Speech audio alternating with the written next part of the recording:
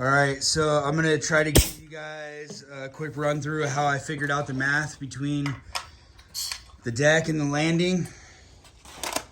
Normally the main consideration is gonna be finish height to finish height, which we still had to consider, but I considered the overall height based off of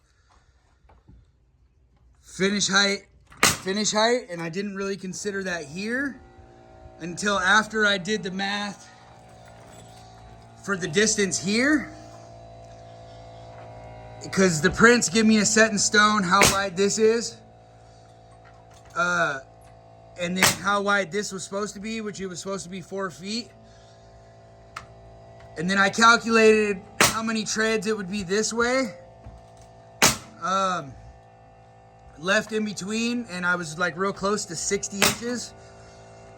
But we do our tread depths at 10.5.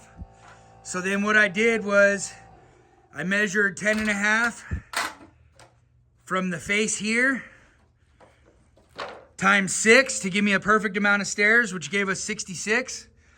And that gave me some number out here. So then what we did was made a mark on the wall, and then we pulled an extra 10 inches or so, or 12 inches for the bottom of our stairs to land on.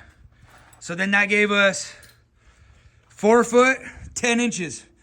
So that's our actual width of this. That gives us 4 feet of walking clearance, and it gives us 10 inches to land the bottom of our stringers on here.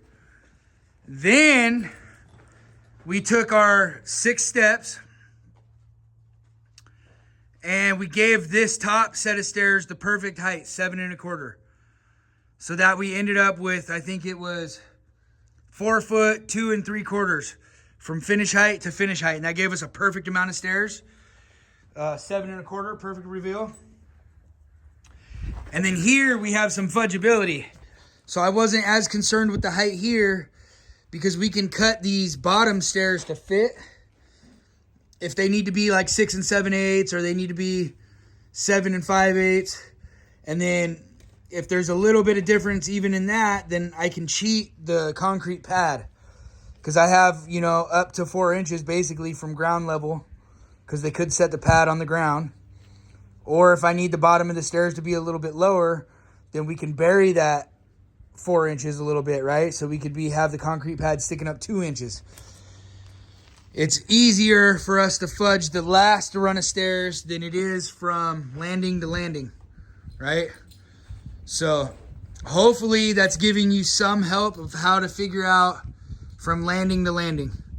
Yes, we wanted to know our finish height to finish height, but that didn't set the height of this in stone. Our determining factor was the distance from here to here and being able to land 6 steps down and still have some meat to land the bottom of the stairs on, which gave us our 66 inches. So 66 inches from there out here is going to land somewhere in there. And then these 2 boards are going to support our picture frame, our post rail backing, and the bottom of the stairs. Gives us something solid to land on, right? And on this lower pad, our maximum span is 1 foot on our joist. Again, making it a little more solid. And I know some people don't like these cross braces and they don't think they do anything. But the truth is they do something. Because if you see, I can't wiggle it. And I'm not worried about the aesthetics because, again, this is under a set of stairs. So you won't even really be able to see those, maybe from the side or something. But, again, aesthetically on this situation, it's not going to look bad at all, right?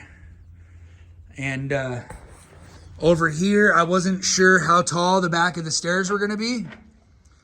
And so I kept our beam 1.5 inches in so that our rim would stick out 1.5 inches.